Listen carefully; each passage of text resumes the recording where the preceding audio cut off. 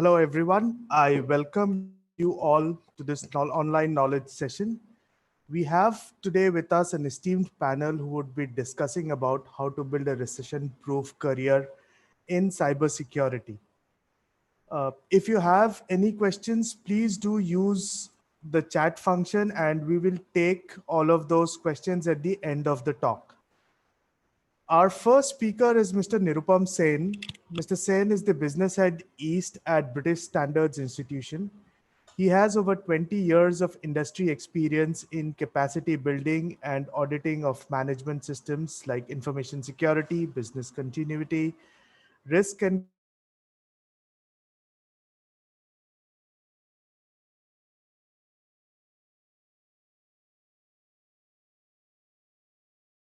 across the globe for multinational organizations. Kaushik, we can't hear you.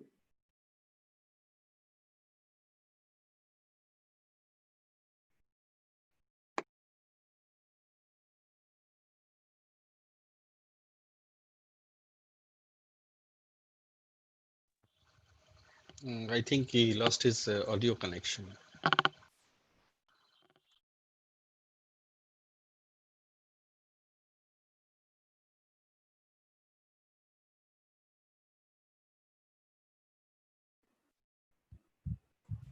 He's back.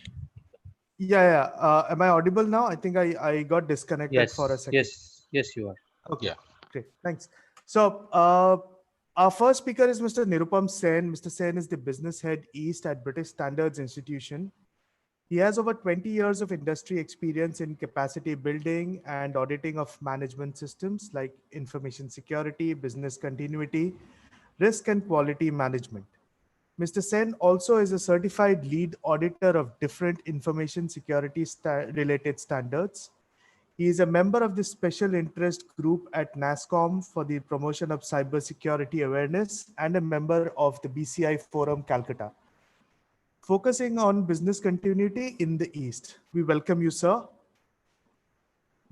Thank you very much. Our, Pleasure to be here. our second speaker is Mr. Dev Kumar Roy. Mr. Roy is an associate director at Cognizant.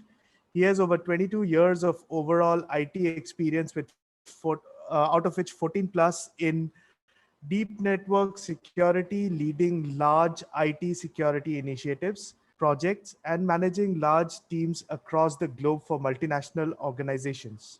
He has a strong exposure in security operations center environment for large enterprises and is adept in handling large projects for data center implementation and management. We welcome you, sir. Thank you very much.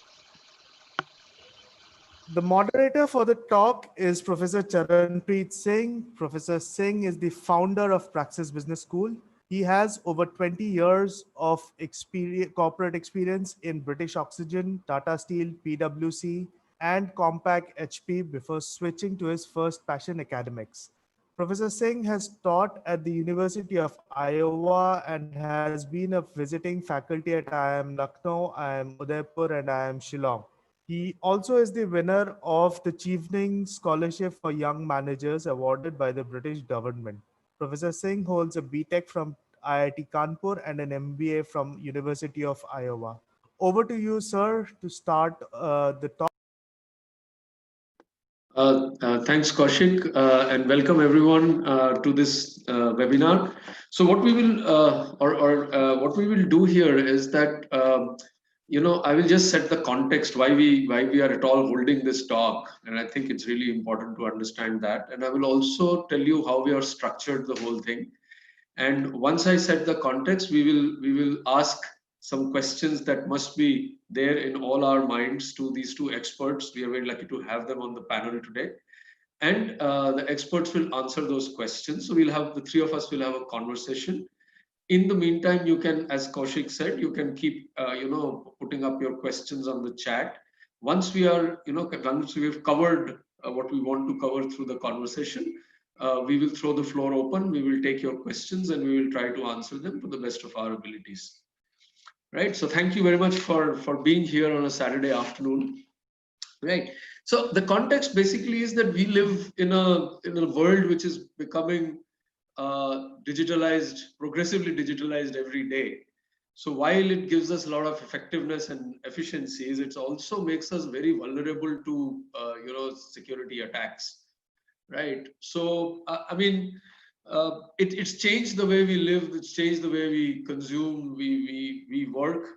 Post COVID, we are seeing everybody is working from home, and while it's been an unbelievable achievement that with this pandemic we're still able to work, but the point is that we are again now accessing more data of remote. It's the organization's data as well as client data. Okay, so it's really sensitive, and with all of that, the vulnerability has increased manifold. And if we believe what experts are saying, post-COVID world is going to be the work from home is going to be kind of common post-COVID. So this vulnerability is going to exist. So we have to find ways of addressing that. And the other thing which is happening is Industry 4.0 with IoT. Every machine is now generating data, and these machines are kind of connected to important things like power grids. This entire smart city phenomenon. Now, so it's not just my data or your data. It's not just the organization's data. It's the national data which is now up there. The city gets smart, but we don't look very smart if somebody hacks into our system and shuts down the entire power supply, because there are this can today happen, right? So with all of this vulnerability, cybersecurity is becoming an absolutely critical component of our digital world. That's the point I think we want to emphasize here. And if we don't take care of this component of the digital world, we are pretty much not going to be able to carry forward our digital story, whether it's the nation or the globe. So that's the criticality of this component, which is what we will discuss. Now, if something is so critical, there are two things that happen. It's never easy, number one. And number two, there is a demand for a lot of professionals who can address that critical component, right? So that's the other thing that we will talk about. I'm not going to get into a lot of numbers, but let me tell you that pre-COVID, there was a report by IBM in Business Standard which said that there are 3 million jobs available in India right now, unfilled jobs for cybersecurity professionals, right? The other thing we'll get into this discussion is, what is a cybersecurity professional, and is that the same as a hacker, or is it something much more, right? Because that's another thing, and how do you build careers in that? So a little bit about why we are here as Praxis, because we clearly believe that we have to create resources for the future, and the future is digital. So we run a program in data science, which has been running for about now 9 years. We started a cybersecurity program last year addressing the same need. We're starting a program in data engineering, which again, addressing the same overall global need for digital skills. So what we've done is we've kind of partnered the industry. We have partners like Cisco and BSI. Mr. Sen is already there.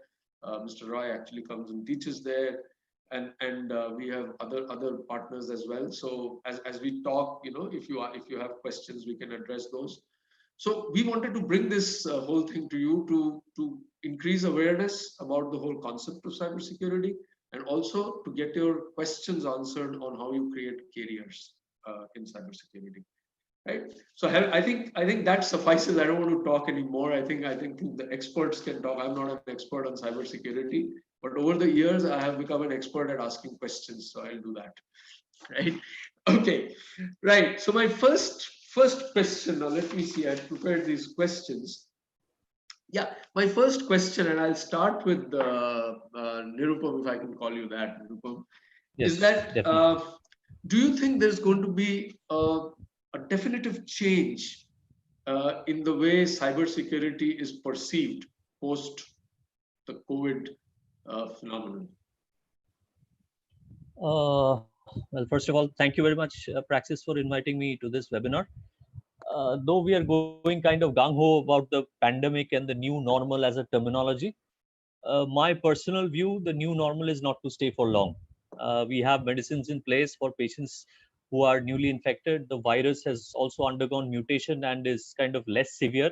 though we see that the number of infections are arising every day. However, in my opinion, the new normal would maybe remain with us maybe just for 3-4 months more before the curve flattens slowly and we'll get to the normal business as usual working. As regards to our business, if I talk about cybersecurity with respect to our business and the way in which we are working, we are all working from our homes with our offices closed. However, that has not caused much of a change with respect to our business. We as an organization have realized that this is the best time wherein we can leverage technology so as to enable us to find alternative ways to run our business. So rather than calling it a new normal, we call it the normal new. That is, we are trying to work as normal. However, we are trying to find out new avenues through which we can run our business. With respect to information security or cyber security, the demand is no less for trainings as well as audits as it was pre-pandemic. So our method of delivery has only changed wherein we are doing the audits and trainings through remote, and we use learning platforms of different vendors, and the feedback is also equally good when it comes to our remote auditing and our trainings through different learning platforms. So working from home, as you mentioned, CP, has become one of the most important stuff here, which is happening for most of the offices. For the IT companies, manufacturing obviously cannot work from home to that extent. However, working from home has introduced a new domain in cybersecurity, wherein you need to secure your Wi-Fi's, your home-based Wi-Fi's, because your systems would be more vulnerable when you're using Wi-Fi's, which are maybe of Jio or maybe some other service provider. So the scope of auditing has gone beyond auditing the offices, the physical security of the offices, the controls that are used so as to protect your servers. So we are primarily looking at how to secure your home network when it comes to auditing, and that's how we are looking at auditing and the cybersecurity from a working from home based perspective, and that's how we are running our business. So over to you, CP. Yeah, thanks, Nirupam. So, Dev Kumar, I think same question, because you run a very different organization. You have clients across the globe. So, one is, how has it changed the way we look at cybersecurity? Is this going to make, kind of different demands on cybersecurity? And are there any new areas that we are now stepping into? Correct. So thanks, CP, for inviting me here. So let me start with a little contradiction with Nirupam. So I do believe life is not going to be the same even if we overcome the pandemic. Yes, of course, we come out from the pandemic with invention of new medicine or vaccination, right? That's going to be there, either in 6 months or 1 year, but it is going to be there. We are not going to sit in home, that's true. But what surprised me is that the appetite of certain form of working, right, which was not previously acceptable to the business, are now going to be as business as usual. For example, let me take the example what Nirupam has pointed out, right? Remote auditing. Before pandemic, right? I think, I'm not sure about the numbers, but 95% audits were done, physically, right? The auditor has to come there and they will do the auditing and all. Suddenly it has changed. Now, this has given certain advantages. So let us talk about the advantages, then we'll talk about the cyber part. But the advantages is the speed of delivering your service will definitely increase. If you consider just the auditing as a task, it's just about the 8 hours when you are present in the customer's premises and doing the auditing work. But you just consider the traveling, staying, going to a different place has just now reduced, right? And you can actually spend that time for another audit as such, right? So you're actually doubling your delivery capability by doing a remote audit, right? So that is number one point. The second point I would like to highlight, CP, as you rightly pointed out, that after this pandemic, the work from home is a new strategy. I can vouch from a ITES perspective, because that's where it is very much possible to work from home. And even if there was no pandemic, people used to work. And subsequently, what I see is that the risk appetite has increased now, because we are forced to do so. And companies are talking about 50% of their workforce to work from home. So it's not going to return to normal. It's not going to be 100% office based work anymore. So that's where I think our exposure to internet altogether has increased. And the way we used to see the cybersecurity, because it was organization centric, facility centric, right? That has to now change. Otherwise, we'll not be able to manage the diverse workforce working from different parts of the world. Right. So what kind of consequences or implications does it have for skills as well as the demand for Right.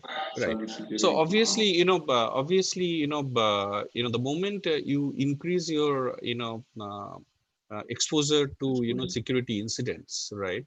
So people need to now start thinking that how to manage it. The moment you think about management, you have to always think what is the scale that you're going to manage.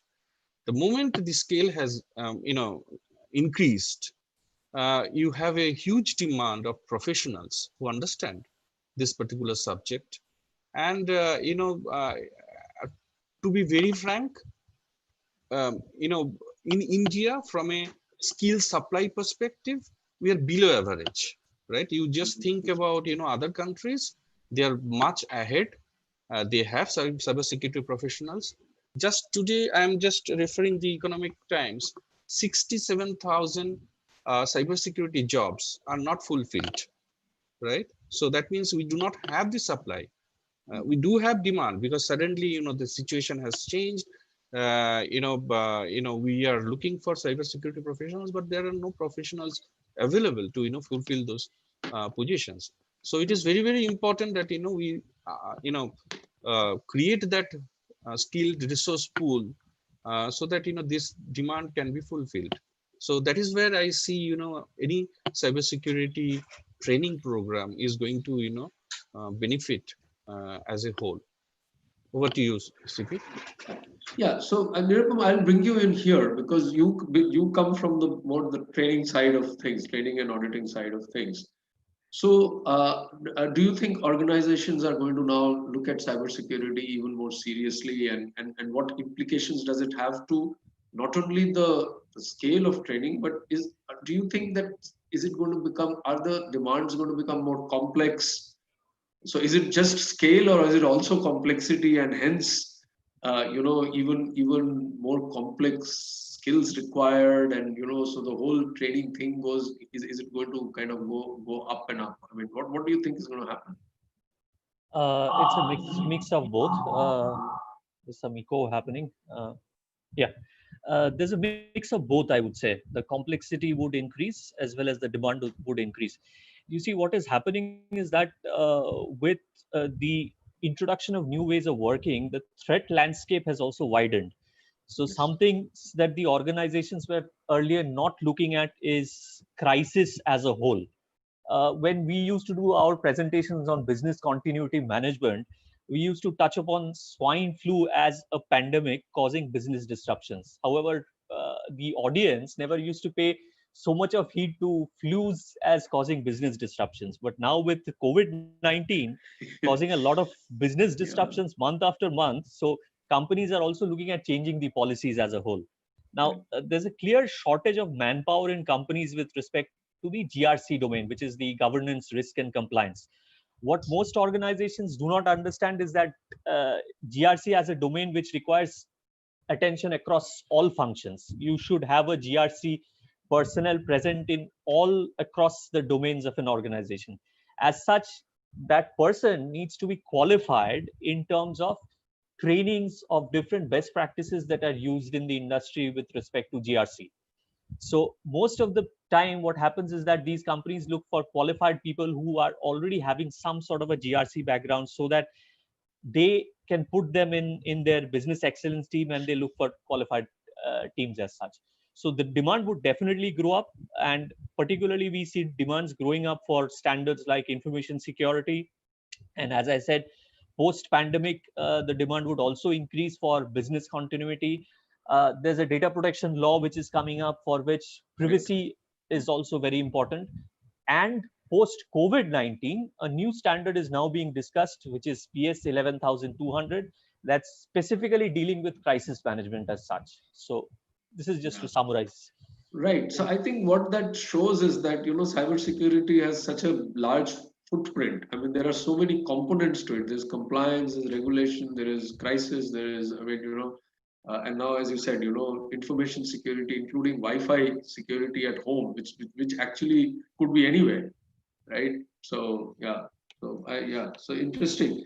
So I think that yeah. So the other thing was that when we do, so we've been doing this data science thing for a long time, and students ask us, I mean, and these guys are pretty smart. I mean, they say that everything is getting automated, right? Now if everything starts getting automated, the algorithms will also start getting automated. And right now, we're being hired to build models, and some of us are being hired to build platforms that can automate building models. So finally, we will also, our work will also get automated. So do you see data science as a long-term career, or, is it just going to be a flash in the pan, and 5 years later, AI will take over? So this AI monster is there, throughout, right?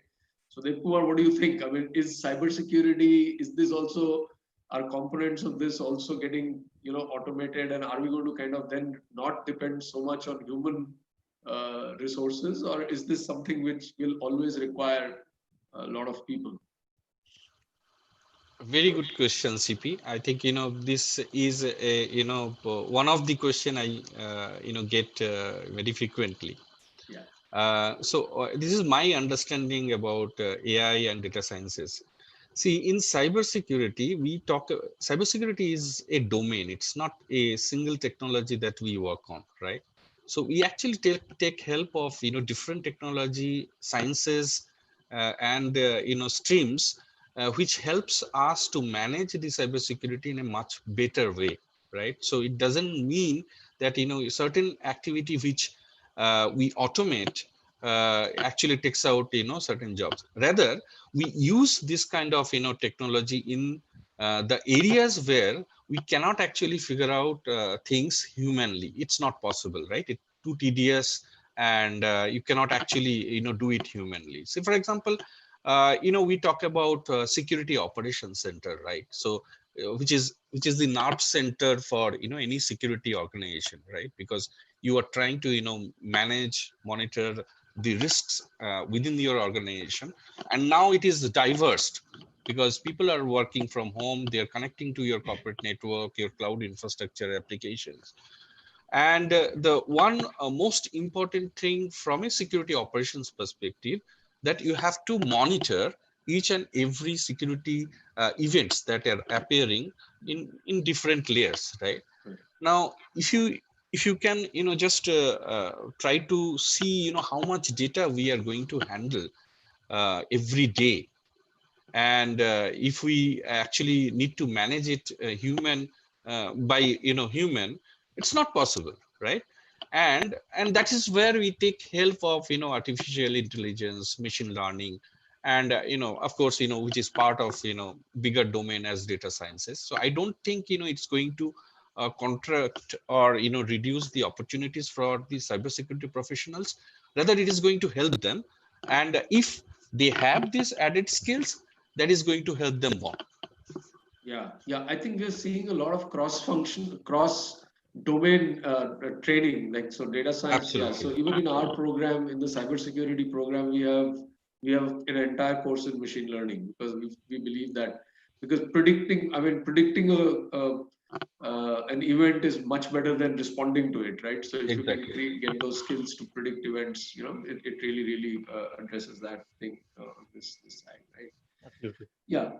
So yeah, so coming to you, Nirupam, now we move on to the industry requirements, because as I said, the good part of this panel is you look at industry as something that you serve. I mean, in terms of training and all of that, and Dev Kumar actually works in an industry, so with as an expert. So are you seeing changes? Or let me put it this way: what do organizations really look for in a cybersecurity professional? I think this question I will come to both of you. I'm starting with Nirupam, and then I'll go to the Kumar. Okay.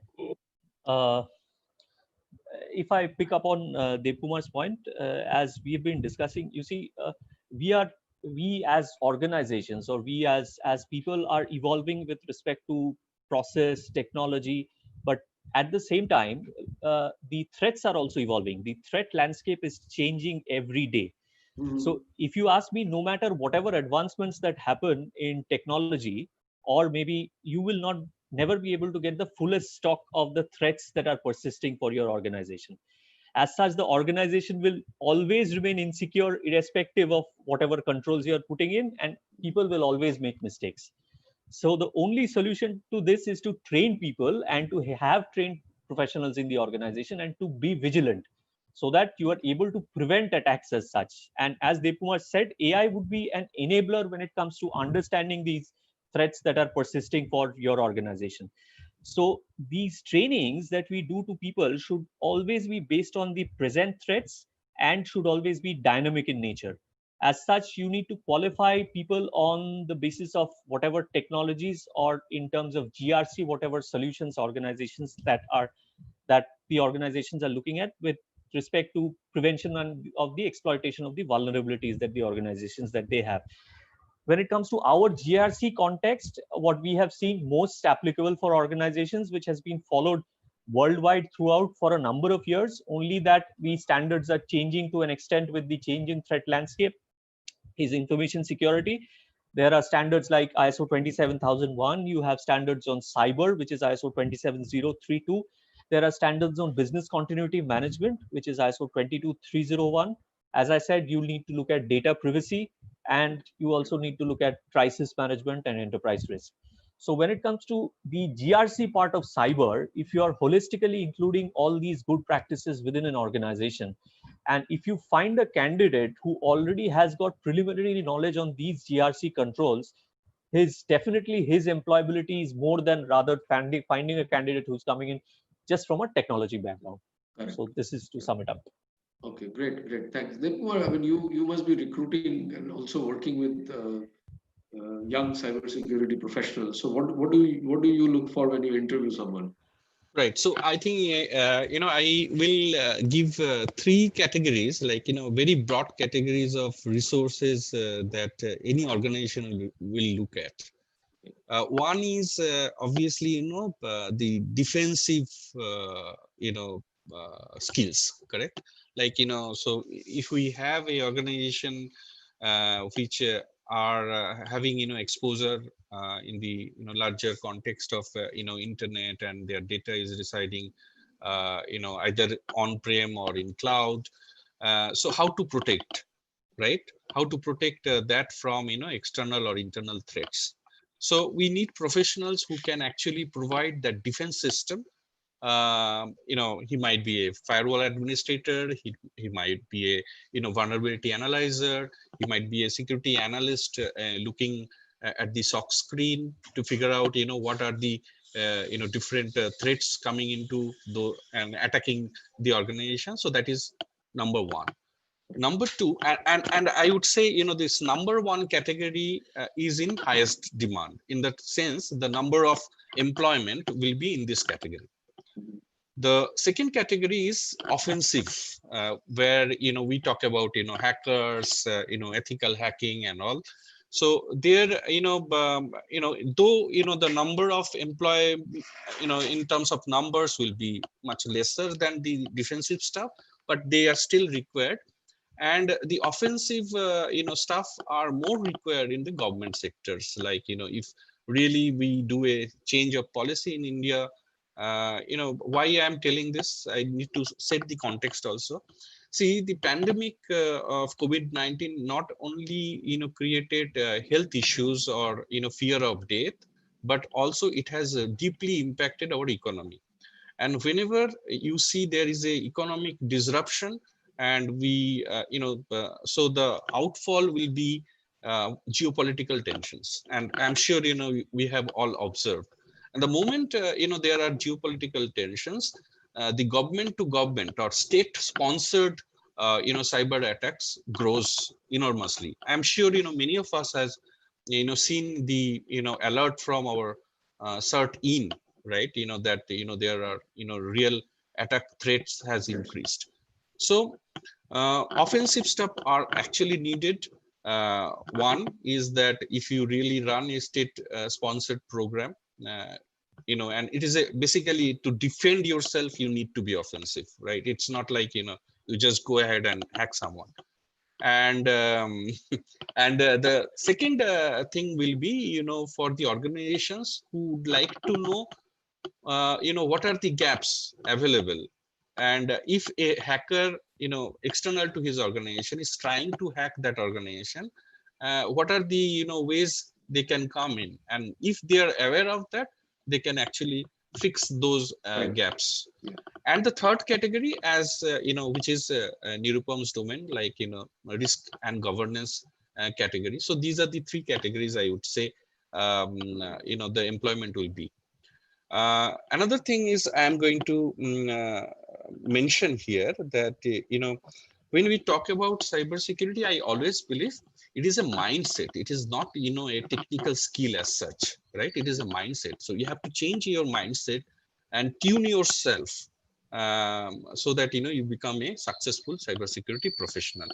And for that, you need a systematic training and a guided training. And the ethics is most important, because you have a weapon in your hand now. Correct. Right? And you cannot just go ahead and kill anyone, right? So you have to be ethical. And any organization who is recruiting a person, he will look for the inquisitiveness of that person, of the personality, and make sure that they are hiring a ethical person. So that's my take on this. Yeah, great. I think there's good. I think, and I think Nirupam, we've started. We've partnered you, Yes, to absolutely. train people on, the global good practices that we need to do. So, I mean, people think of, and I wanted to elaborate on that. People think of cybersecurity as a purely technology thing, right? Whereas the program that we run, we talk about people, process, and technology. Right. So even our students, they, if you talk about the people and the process, they start getting a little restless, because they say they're losing out. I've come to learn, how to hack or how to defend, So I mean, I want to, and I'm sure there are a lot of aspirants here who would want to get into cybersecurity as a domain. So can you kind of, we are trying, but I think somebody like you and Nepu, I think are always, can you tell and convince people that people and process are at least as important, if not more important, than technology? I mean, in this whole cybersecurity, like Dev Kumar talked about the mindset, right? So, yeah. That is what I do every day. Try and go and convince organizations that people and processes are also important in addition to technology that you use. You see, cybersecurity is not about using tools only. So if there's a fool at the other end sitting with a tool, you won't be able to manage cybersecurity as such. A fool sitting with a cyber tool is still a fool. So you won't be able to manage your cybersecurity. So here the people aspect comes in. And as I have always been harping on GRC, that's the term which we always use as an organization. Governance, risk, and compliance has always been the foundation of a successful organization. Even with the current pandemic setting in, this will get further importance as the geographical spread. Now you do not have organizations based out of a building. You have people working in remote. You have people sitting in their laptops, accessing through remote networks or through VPNs. So that's how you need to have a trained person who will not click on phishing emails, who will not click on unnecessarily emails as such. So here is very important when it comes to the awareness of a general employee as such. So the risk element is more, and this has to be governed with proper control and with people, process, as well as technology. And the best thing to achieve this is through compliance. So what I mean by compliance is that these organizations normally get themselves audited by third parties, and they follow these standards, implement these standards like information security, like cyber, like enterprise risk, like business continuity. And that's how they maintain a foolproof system. When it comes to risk, they either treat, tolerate, transfer. These are the three things that they primarily do to the risks that are there in the organization. So as I said, you cannot secure a business only with technology. You will have to learn to use technology. You will have to also train yourself, and you will also have to be aware as to what are the processes that the organization uses so as to make security foolproof. So people, process, and technology are very important, and they work hand in hand. You cannot isolate one when it comes to managing a business and when it comes to managing cybersecurity. Right. Yeah, just to add, Nirupam, like Yeah. I heard one statement. I think some government person gave this statement. So if you think that you can solve a problem with a technology, neither you have understood the technology nor the problem, Not the right? problem. So Yes. so that is one important thing, that technology as such cannot solve a problem if there is no proper process and the skilled resources to run that technology. So that is very, very important. And when we say people, we don't only mean cybersecurity professionals. Any IT user is falling under that category. And we always believe that it is our mistake when we get compromised. So that is, people is the weakest link of these three. Yeah, to add to Devkumar's point here, if you just notice all the cybersecurity surveys that have been done in the past few years, you will find the people side of mistakes are much more than technology mistakes or process mistakes. Correct. Yeah. So yeah, people are not aware of the risks, and they do things that they should not be doing, and all of that, right? Yeah. Now we come to the so now that we've set the context and we've figured out what are organizations looking for. Now come all the career related questions, right? So so let me start with the most oft asked question, and I'm bringing it up right now, right? So that, and then we'll go through the rest of it. That, do you need somebody who wants to get into cybersecurity? Does that person necessarily need a technology background?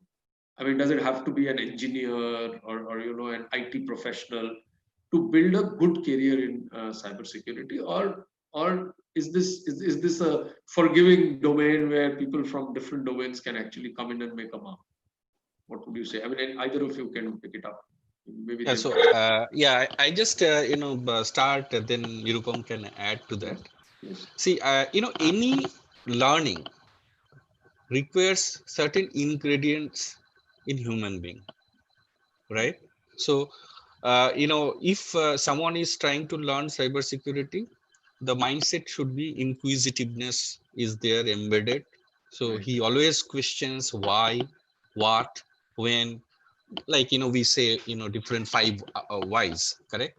Right. So we have to vigilant, inquisitiveness should be embedded in my mindset.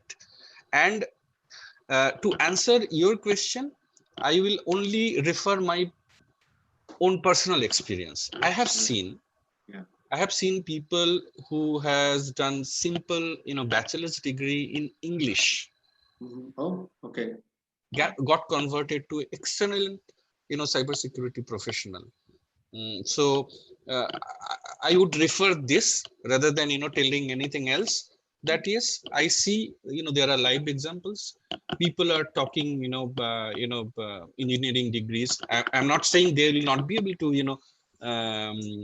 gain the cybersecurity skills. It's definitely they have age because they have already gone through certain science topic, but it doesn't really stop any other person from any other field to gain this knowledge, provided they have those ingredients in them. Yeah. In fact, before I come to Nirupam, I'll tell you our own experience when we were thinking of launching this program. We started with, we will only allow people with network a network management background to get into this course, right? So even people like us who people others think we know a lot, when we looked at cybersecurity, we thought that got to be net. I mean, if he doesn't understand networks, how would he or she handle cybersecurity? And the next point was that okay, if not network, has to be an engineer.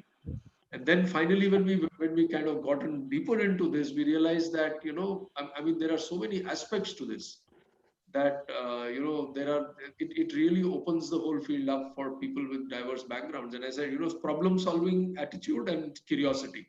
I think both come together, curiosity and problem solving. I mean, unless you're Absolutely. curious, you don't even look at problems, right? So Nirupam, what would you say? Yeah, as Dev Kumar said, it's the acumen, and if you're interested in the topic, then no subject is difficult for you. Definitely, one who has an engineering background, the delta is a little bit less compared to someone who's coming from a BCom background. However, if I talk about the auditing domain as such, you will find most of the people who are professionals in the auditing background, they are qualified chartered accountants. Mhm. So they're not technical guys. You will find a qualified chartered accountant who is doing a some sort of a information security auditing course and then getting into the auditing field of information security. So there's no specific background as such. Yeah, someone can come in from a BCom background as well. If you're having the acumen and the skill sets as well to learn, it's not a difficult subject at all. So, okay, so now we come to this. So, one is that the background thing is now sorted out. So, people feel free to join this, right? So, why would somebody want to get into cybersecurity? What is so attractive about this industry as a skill? So, for me, I'm very clear. There is going to be a downturn, economic downturn. It's we are looking at it. There will be a paucity of jobs. So at this point in time, although there's going to be a lot of people are going to lose jobs, they're already losing jobs. It's a fact. So I don't think we need to deny that. But we maintain very clearly that for the people with right skills, there are many jobs. So it's an amazing situation. There's so many people who are going to struggle for jobs, and there are going to be another set of people who will have the real skills of the future, who will actually be chased by organizations. So there's going to be two types of people actually. I mean, that's the way we look at it. So I just want, starting with Nirupam, why would I have X and Y background. We now realize that to an extent background is like irrelevant. Why should I choose a career in cybersecurity? Cybersecurity is an ocean, and the kind of people that we have are kind of drops in oceans, is what I would summarize it as. Right. So you hardly find qualified people who have taken a full-time course in cybersecurity, who have got specific knowledge on, as I said, people, process, technology, the governance side of it. Right. So you don't find courses in the being offered as well specific to cybersecurity as such. So, and there's a huge skill gap. Whatever is the requirement and whatever we have as trained personnel, the gap is just too much. Okay. And it will take the next 5 years, not even 5 years, it should take 10 years. And in the meantime, the threats again would evolve. Correct. So you will never be able to meet up with this gap. The only thing that we can do is continuously train people and give them good content so that they're qualified enough to be cyber warriors.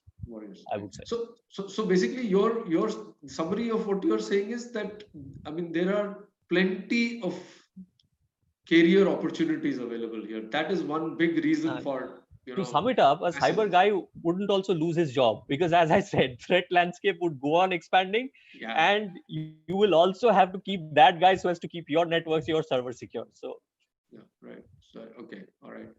So that is one part. So what about the quality of job part? Dev Kumar, I mean, you've been there for 14 years now, as was announced, right? So I mean, is it a, the challenge of it and the fact you're doing something so important, does that kind of give you a high? Yeah, so I always in any discussion in cybersecurity or information security, I always refer this, that when everything is going well, nobody cares about security. Correct. Right?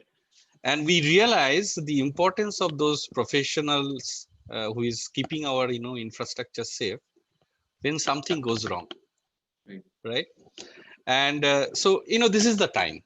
And that is why, most probably we have, started this conversation. Uh, COVID-19, we got to know early in January.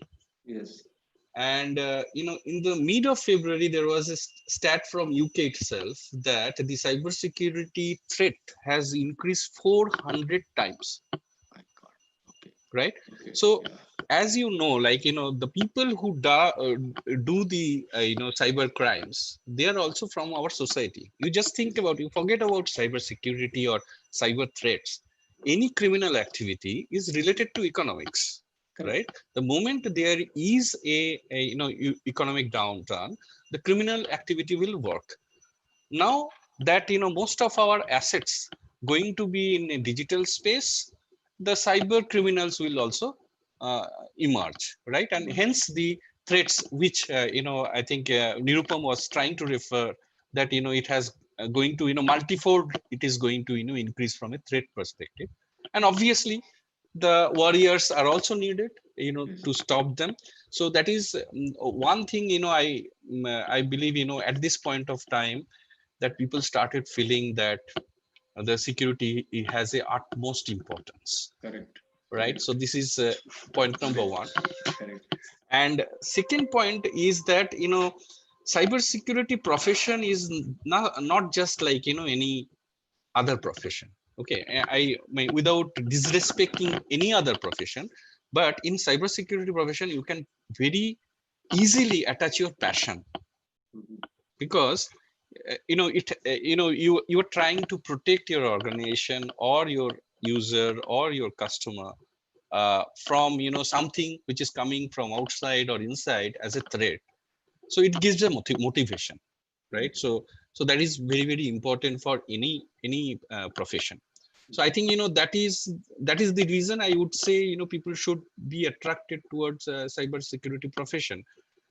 If I just need to get some money end of the month, most probably I'll not be interested in cybersecurity, because it's a hard topic, first topic, and it requires real motivation and passion.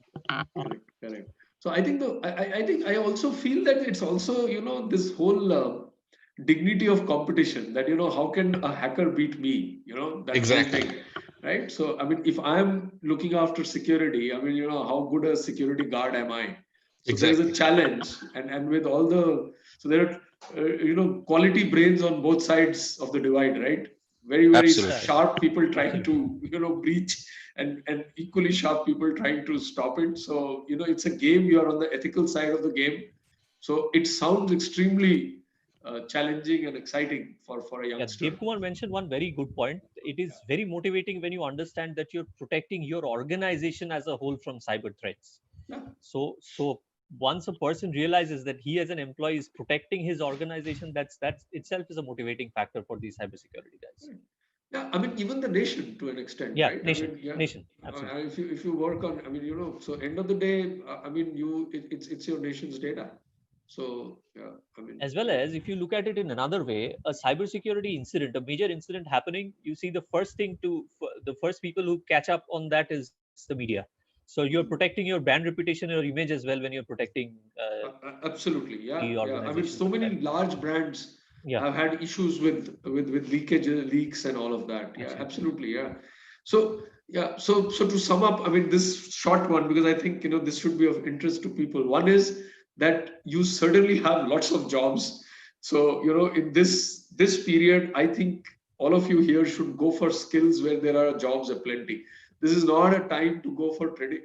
If you have the capability and the passion and the time to go for a lot of traditional things, because there are there are issues. Secondly, I think organizations and the nation needs you. We need cybersecurity professionals like never before. The COVID has, and the analogy is hospitals and health workers also, right? Finally, I think countries are realizing that they should have spent more time in building healthcare infrastructure while they were building tall office buildings, right? So I think cybersecurity, I find an analogy there, that when bad things happen, you realize that your defenses should be strong. And I think that it should be a turning point for cybersecurity as well. I think in that sense. So, Absolutely. and the third part, so, you will have an exciting career. There will be challenges every day. And you are the guys who are going to protect your data, the organization's data, and the nation's data, right? So, yeah. So now that we've established that, so what should people do? I have a background X. I'm working or not working. I've just graduated from college. I need a job in these tough times, and I'm looking at cybersecurity as an option. So starting now, what should I do? So either of you can take it. I mean, maybe Nirupam, you want to take it first. What should I do? As I said, the kind of research that I also did, I also at one point in time looked at whatever are the courses that are available in the market on cybersecurity. You don't find a good full-time course. Number one is part-time courses do not work for cybersecurity because you'll have to have a taste of the environment that is there for an organization when it comes to making it secure in a when it comes to a cyber attack.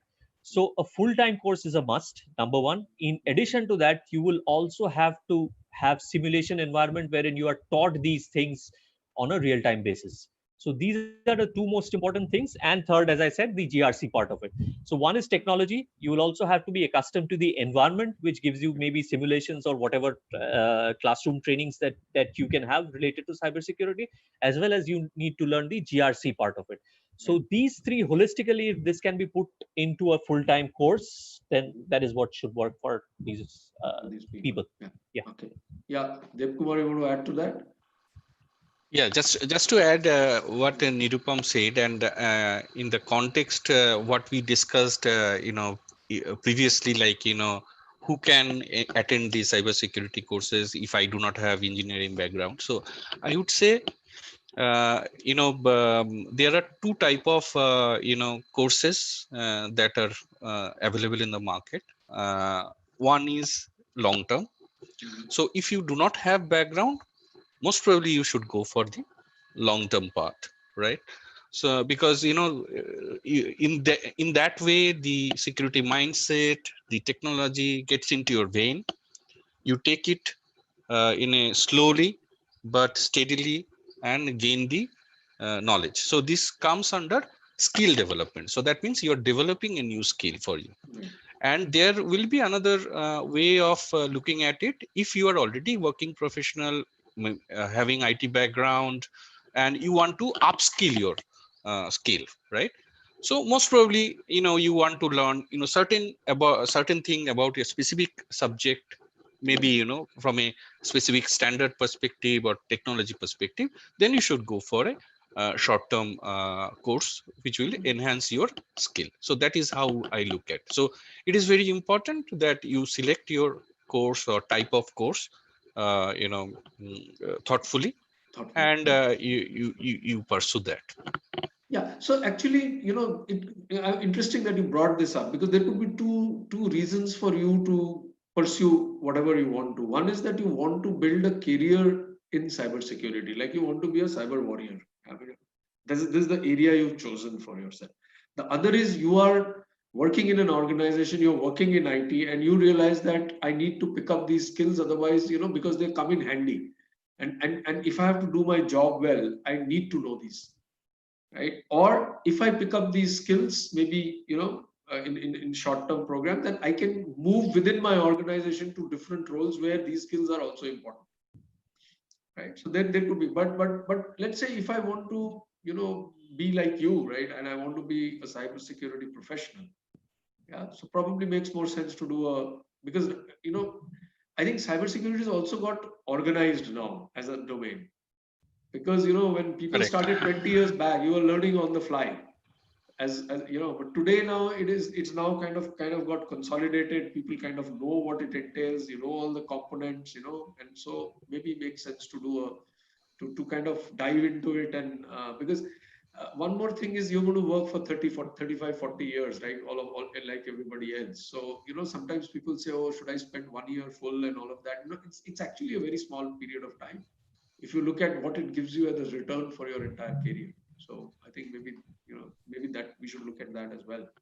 Yes, because the long-term course will actually expose you much longer though it's a shorter period, but much longer, so that you can absorb it, because it's a new skill that you're trying to adapt. So I think that is the main intention of a long-term course. And short term, yes, obviously you just need to go for a particular technology or particular standard you want to learn. Right. And Yeah, I think as Nirupam, you said, the environment, where you meant that, you need to have, you need to pick your program where there is a proper lab, where you are exposed to, simulations and all of that, right? when it comes to cyber, only theoretical doesn't help. So you need to be exposed to the environment so that you understand as to when a real-time situation as such comes, what to do. Otherwise, you will panic when it comes to going into a real environment as such. So in addition to that, something that I wanted to mention, as you said, cybersecurity has become a whole domain these days. It used to be picked up in one-off cases in organizations. You find designations such as chief information security officers, data protection officers, chief risk officers in the organizations. They are all kind of from the risk or the cyber background. So so there is, then as you're saying, there is a career path right to the CXO level now, right? Absolutely. Which is now very well defined. I mean, it's happening in similarly in data science. You have a chief data officer now, but that is not as common as a CISO. I think CISO, chief information security officer, is kind of a mandated thing. Everybody has to have it. I mean, otherwise you're taking risks. There are few like the banks, they've already mandated cybersecurity as a practice, and you need to have a designate CISO as such when it comes to working in banks. So it is being slowly mandated across organizations. Yeah, in fact, just to add what Nirupam said, that CISO is a position in board of directors nowadays, right? Because it really not a support function anymore. It's your business enabler. If you lose reputation because of a cyber attack, that is directly hitting your business, right? So it's a business, position. Correct. So, Devkumar, I mean, final question to you before we move into if there are any questions that the audiences have. So, I mean, one question that comes is that, which is related to all that we are saying, that, okay, fine, I get into an organization, and I get in through this into a cybersecurity kind of team and all of that. What's my career path? Can I become is there something I can look forward to in the next 10, 15 years? Correct. So I think, there are, I would say there are two distinct, career path, depending on which profile you are get into. One is the internal security team, right, who is responsible for protection of the organization, of the same organization, right? So there is a clear career path designations that are available. So if you start with a security analyst training, then you become a security analyst, senior security analyst, security lead, security specialist, expert, and go up to the top of as CISO. So that organization is already available for most of the enterprise and bigger organizations. And the other segment, I would say, where you are part of a security providing organization. So they are basically, that's their business, right? So obviously you will have much growth path in those organizations who are actually, taking cybersecurity as business for their customer. So obviously, that path is much more, wider than a person who is sitting in internal security system. So there you actually become a consultant to organizations. Yeah, Absolutely. I was about to come to that. To add to Devkumar's point, you have biggies like McKinsey, you have Gartner, you have all the big fours who are all into cybersecurity consulting. Correct. So avenues are open everywhere. So is CTS, I guess. I mean, so is CTS. So is CTS. So is TCS. Everywhere. TCS, all these guys. Yeah. Interesting. Right. So thanks, Nirupam and Devkumar. I mean, maybe we'll have the last few words from you as soon as we are done with the questions. Your final message. So let me see what do we have as questions. Kaushik, are you there? And yes. Can you read So them out? we have lots of questions. So I'll just take some because there are similar looking questions. Right. So Sneh asks, this is from Sneh. So as a BTech IT graduate, would you suggest me to have some certifications like CEH, or should I just do a PGP in cybersecurity? Right. So similar looking question from Abhirup, Shayon, Shantanu, Animesh, Debanjana. Does a short 1 or 2 month course enough to be an analyst, or should we pursue a postgraduate program? Yeah, Nirupam, you want to take that from an education perspective? EH will just teach you the ethical hacking side of it. You won't be able to learn anything other than ethical hacking. So, uh, as a one-off course, any qualification doesn't go in vain, I would definitely say. But full-time courses, when it comes to PGP programs, definitely teach you much more than just CEH. So it's better to learn GRC. It's better to learn technology. It's better to learn what happens in an actual environment rather than doing only CEH, wherein you get to learn as to how to hack into a website, or as to how to hack into a server. Deepu can add to this if he wants to. Absolutely, yeah. Yeah, so I think, it depends, like, which side you are at, right? So see, I'm sure, people are excited by the name of hacker. We have seen so many Hollywood and Bollywood movies, and people, and it seems so easy to hack a system, right? When we go see the movies, right? But it's not, actual. It is not real life, right? And can you think of any organization recruiting a hacker? Mm, uh, there is no profile as such in any organization who says, I'm recruiting a hacker. You are a senior hacker, you are a hacker officer, no designation of as such, right? But I do not want to undermine the skill that you develop through ethical hacking, because that will add up in your effort to defend your organization. You will know the mindset of a hacker, but that is only a small portion of the whole cybersecurity space. As Nirupam said, it's a ocean. So you have to leave, first you have to dive, right? Yeah, and you have to learn swimming, and then you select a specialized course which interests you. Also, getting into a hacker's mind will give you the attack side of it. How to protect information security, you would not learn by doing CH. But as Devkumar said, you can definitely learn the hacker's mindset, which is also definitely helpful at times. Yeah. Right. I Okay. think also, So Yeah. but it CP. also depends on what you want to do it for. I mean, if you want to become a cybersecurity professional, I mean, if you're choosing a career like that, then maybe a 1 or 2 month course is not a great thing, because once you are in your job, you never get that kind of time to learn stuff. Absolutely. But if you do a full-time course, it's the most non-threatening environment you can have to learn things, because there you are kind of solving stuff. So here you can strengthen your concepts. Yeah. In that environment, there's a what we call in our lab, there's a red team, facility, where you're actually, one team is attacking you, the other team is trying to save, and all of that. So I think those, I mean, take your time, learn it. You have a, pretty long life to go, and then get into work environment. My suggestion for Gen Ys, they are all Gen Ys, I guess, who are asking this question, is that don't try to earn in bitcoins. Try to earn in Indian rupees. That will help you when it comes to a PGP. So Yeah. I mean, yes, Kaushik. Next question. right. So I think, CP sir, you will have to answer this. There's a question from Ayushi Mazumdar who says, "Who all teach at the Praxis Cybersecurity program, and will it provide placements?" There's a third part to it. Once when you're done, I'll ask the other part. Okay, right. So who all teach at Praxis? So we have one person out here who teaches regularly at Praxis. So Mr. Devkumar Roy is there from CTS. We have people coming in from Cisco to teach. So we have two kind of professors. We have our teachers or facilitators.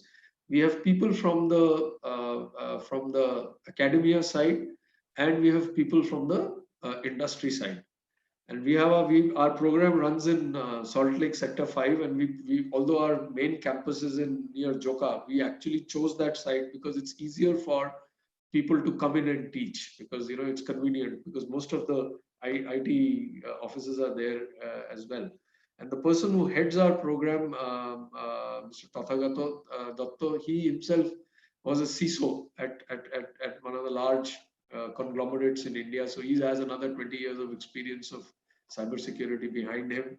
Then I think Nirupam is also involved with us. He also did the GRC part. So then we have a combination of practitioners, people who are very strong on their theoretical concepts, and we have a lab. So it's like a lecture, use case, project, and lab kind of a combination that we do. Placements, well, we our first batch is yet to graduate. It got caught in this COVID thing from March, so we are now teaching online, and we will be starting their internships in July. We already tied up with companies to start interviewing our students, because right now even companies were trying to figure out what they want to do with their business. So now things have settled down that way. People know what's happening. So all these conversations have started. So yeah, so I think that placements, I mean, I don't know if Nirupam or and Devka Kumar would agree that it's not going to be a challenge in cybersecurity.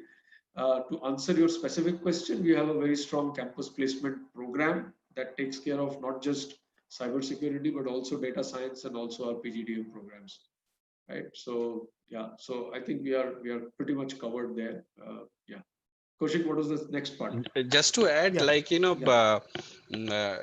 the data that we have given, right, Nirupam has mentioned, myself has mentioned, CP has mentioned.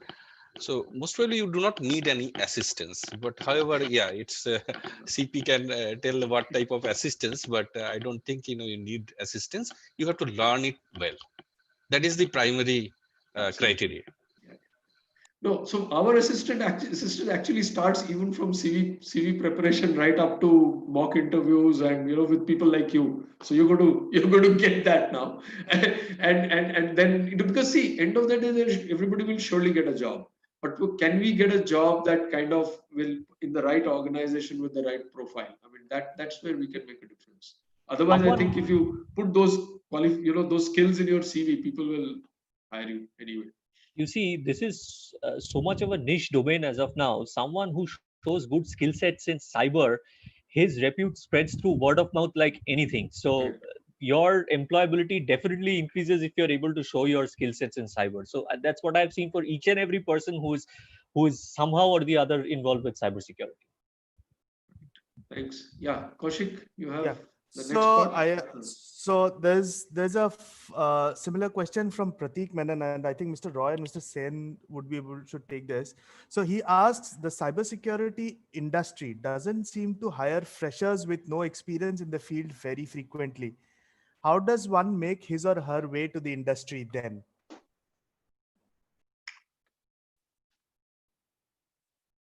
Can you answer that question? It was not too clear. Are you saying it does not hire freshers, and so how do you get into the industry? Yeah, so he asks, the industry does not seem to hire any freshers. So how do I get into the industry then? Okay, so let me answer that. So it's if you see, like, if you are only talking about IT industries, then there are fresher recruitment drives. Okay, and if you have this kind of skill, you by default get selected for those groups who are working on cybersecurity, right? Otherwise, if you are simply a engineering pass out, then people need to spend time to skill you and then put you in a particular project. But if you come with a skill already, you go for that specialized group. So if it is true for past, I am not sure it is not going to be the same for future. Yeah, it's already changed, because you see, when it comes to freshers, what used to happen is that they used to sit for some sort of an aptitude test, and most of them used to be brought in for application development projects. As such, they used to get training. So either it's application development or it's some service related to the organizations. However, these days, if you come with a prerequisite of pre-qualification of cybersecurity as such, you'll automatically get picked in that domain if you're able to show that experience. So there's no question that a fresher will not be hired. Recruitment drives are common across organizations, but once when you go to the interview and you show that you are already skilled with respect to cybersecurity, they'll automatically pick you in that domain. Yeah, and just to add to that, if you're fresh and you want to get into the domain, you do a course, you do a program, and if that program has placement attached to it, all the people coming to that program from the industry would actually know that they are hiring freshers who have just done this program. So, so there is surely, I can tell you from personal experience of talking to companies, people are surely looking for those people. There's absolutely no problem. Right. So we do have a couple of questions on the roadmap. So Ronak asks, what is the roadmap to learn cybersecurity? And then Mayur asks, what is the career path for a cybersecurity? Mayur also says that he has about 10 years of experience in IT, maintaining servers and networks. Since most jobs require cybersecurity experience, how do I proceed further with this kind of experience that I have? Yeah, Devkumar has already answered this question, but Devkumar, if you can, he's already given the path when it comes to Yeah. cybersecurity professional. Yeah. Yeah, so I think, just I'll repeat myself. See, if you are already in IT, it is easier for you to, upskill yourself and move forward, right? So you might, choose for a long-term course, short-term course, depending on, your scenario. But it will be much easier for you to, because you already know.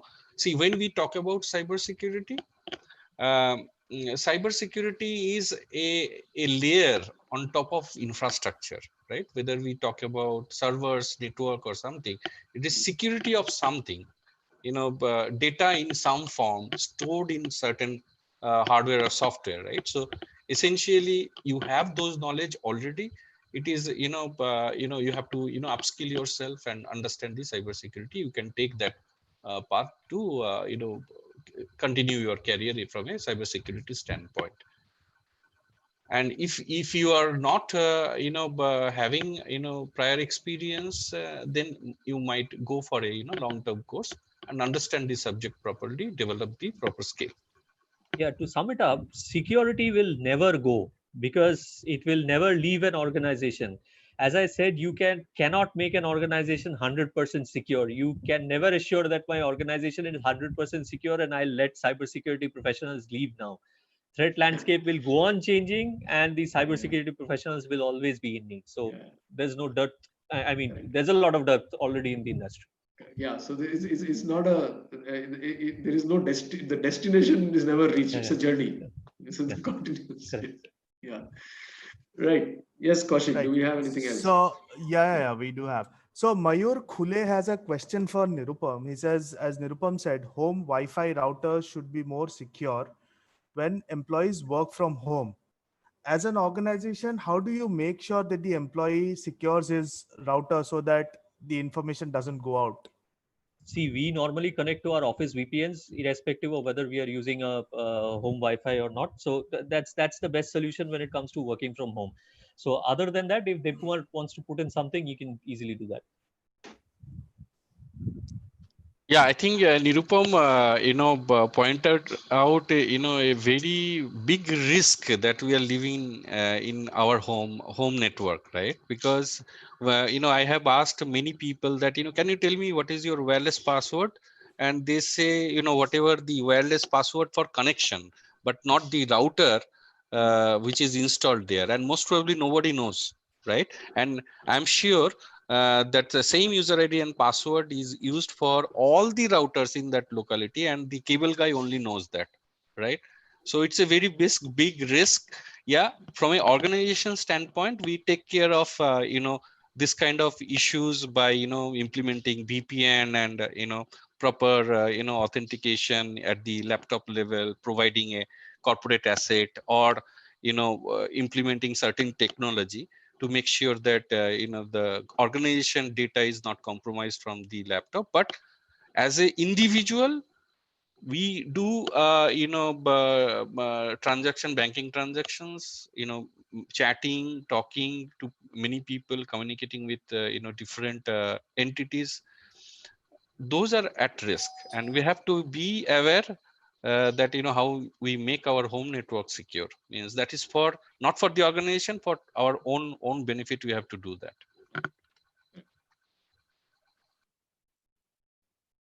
Yeah, Kaushik. Yeah. Yeah. So while we are on the subject of personal security, Dipanjan Guchet asks, what is the preliminary precautions an individual must take to secure his or her accounts like social media, bank, and everything?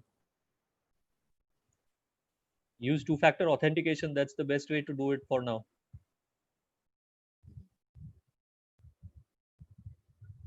Yeah, could you repeat that once, Nirupam? I think Two-factor authentication, wherein once when you log in, you have a password sent to your mobile, or maybe a numeric code sent to your mobile, and that's how you authenticate your system and you log into your system. That's the best way in which we everywhere we secure our systems.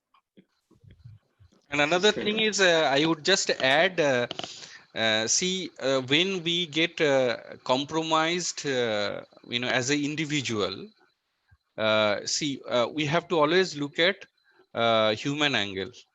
So most of the time, the greed within us actually make us compromised. Okay.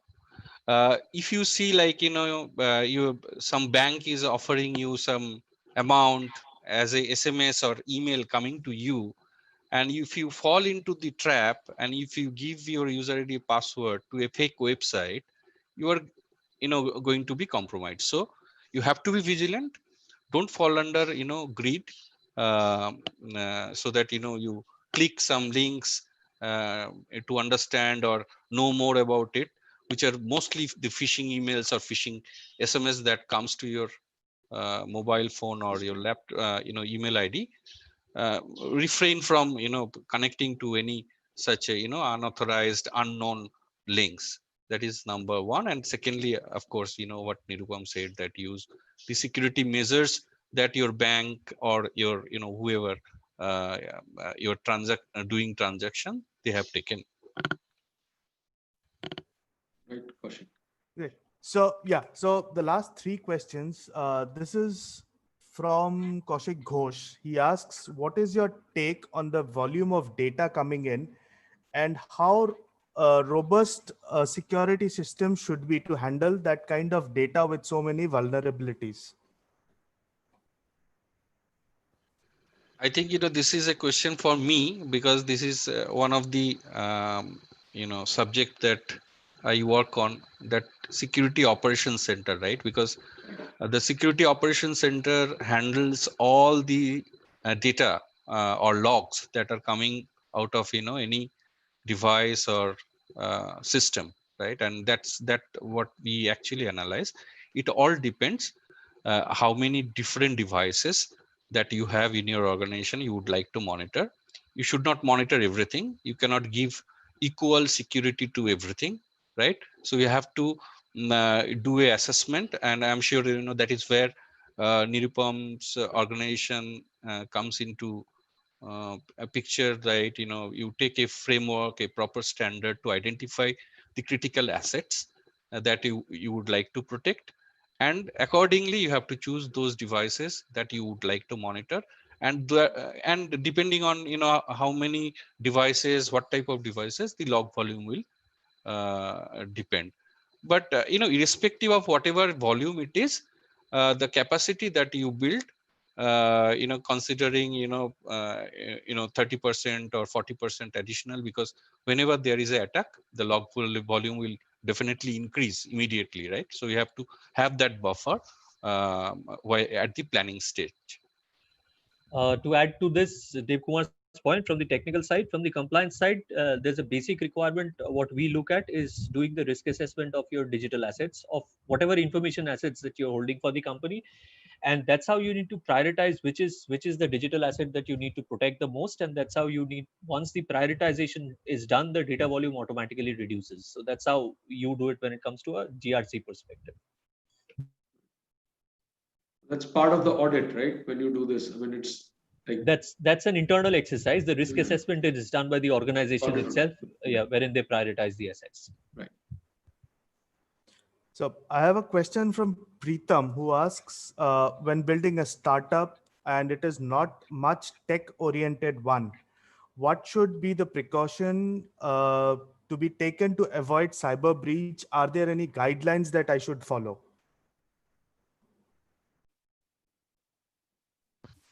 I would say rather than trying to figure out any guideline available in internet as such, you hire a consultant who can help you to figure out, because the consultants mostly are they are ethical, and they will make sure that you do not spend too much for nothing, right? So they will give you whatever is needed for your organization. You should go for a consultant for his consulting.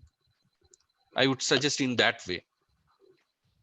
Yeah, there's Otherwise you will be no lost. Yeah, Yeah. there's no checklist as such which you can Yeah. maintain, because Yeah. security is different for different organizations. You cannot have one single rule for one organization for security. So it's better to take an expert's opinion in this, and also to refer to certain best practices that are used. Great. So the last question is from Sneh, and he asks, does cybersecurity jobs include a lot of coding? And what languages do we need to have advanced skills in? Yeah, so I will address that. If you know coding, it is good for you. Okay. Because as CP mentioned, like there are a lot of other things like data science, artificial intelligence, scripting that are needed for cyber security. And that will be your added advantage. Mostly if you see nowadays, Python is one of the programming language we always suggest Right. to learn, which helps in cybersecurity. But at the same time, if you don't know coding, don't be afraid. It's not going to stop you to become a cybersecurity professional. The live example is myself. I don't know coding, and I come from mostly network security background. But but it's not a real roadblock for me to work as a cybersecurity professional. Yeah, I think Python, I mean, what we do is we are now looking at Python as becoming, let's say, the English of the internet world. I mean, if we like we speak with each other in English, I think machines, I mean, if you have to speak to machines in the digital world, I think it's a good idea to learn Python because it's not very tough. It's a language made for people. So we in fact our sister company or educational institute actually runs a Python program teaching thing called anyone can program, anyone can code. Yeah, and yeah, and which is true actually. So Python I think is a good idea to pick up because it will help you. Yeah, I have a connected question here which came to me from Surya. It says that is there any way to integrate AI and cybersecurity? Should I answer? Yeah, please. See, it is already integrated, don't worry. Correct. See, so the cyber operations center that we talk about. So if you do not have ability to do machine learning and detect the anomaly in your events that are coming from different sources of system that you have, humanly you will not be able to detect. Okay, so AI is already integrated, and if you know AI, it's great because we have to do more and more things. Okay, so it's not, it is already integrated means it has already registered its presence, but we have to go a long way. So if you know AI, it is great, it is going to help you. To add to Devkumar's point, AI, we have discussed in the beginning that AI is an enabler to understanding threat intelligence for an organization. So that is already integrated, and that is something which will further develop in the future. However, please note something, that in addition to artificial intelligence, something that is very critical for cybersecurity is natural stupidity. It's mostly the guys who are making mistakes at the other end, and that's how the cyber attacks happen. So natural stupidity is also needs to be integrated with cybersecurity here. Yeah, that's a good point. So I think on that point, as they say that, the bigger threat to the world is not artificial intelligence, but natural stupidity. That is Absolutely. the biggest threat, actually. Right. So anyway, thanks very much for tuning in. So last words, starting with maybe Dev Kumar. Yeah. So for I all the think, people here. I think, I will conclude in this way that many of us are frustrated sitting in home. Okay, and COVID created such a disaster. We are not able to go out. We don't know what is going to happen to the economy. We are also not sure, what will be the job market and all. So these are, something if we see as a COVID-19 as a challenge. But remember, every challenge has its own opportunities. So you need to, identify the opportunity and pursue it, right? And that's my suggestion to all the people who joined this session, that if you would like to go for a cybersecurity career, this is the time. Absolutely. Great. Thanks, Dev Kumar. Nirupam, over to you. Yeah, thank you very much once again. Very interactive session, and I'm sure that the audience enjoyed it as well. I would look forward to feedbacks, if at all any, and we look forward to improving these sessions in the future as well. But as Dev Kumar also said, and as I had said in the beginning, cybersecurity is an ocean, and we definitely need to have trained personnel. And there's a clear skill gap when it comes to cybersecurity. So this is the best time wherein you guys pick up cybersecurity as a career and start building on it. We are moving into a digital world. In fact, I was reading a WhatsApp joke a few days back, wherein the three most important questions asked during this pandemic period is: number one, when will this pandemic be over? Am I audible, and can you see me on my screen? So these are That's right. three things that are mostly asked. So anyway, moving into a digital world, cybersecurity will never die. So just keep on qualifying yourselves with respect to cyber. Thank you. Thanks. Wonderful having you, Nirupam, and Dev Kumar on you. this session. And I learned a lot because I'm I come more from a data science and that kind of a background than cybersecurity, and so really nice. And thanks for all the people who turned up to listen to us. So I think the message is very clear. I think the industry requires cybersecurity professionals, and you guys require careers. So I think that it's a good symbiotic relationship that you can have with the industry. And if you have any questions for us, post this. If you have any feedback, please feel free to write to us. We will follow this up with a mail. We'll reach out to all of you and ask you for that as well. So thanks again. Thanks very much, and have a good day and a good weekend. Thank you. Thank you very Thank much. you. Bye. Bye bye.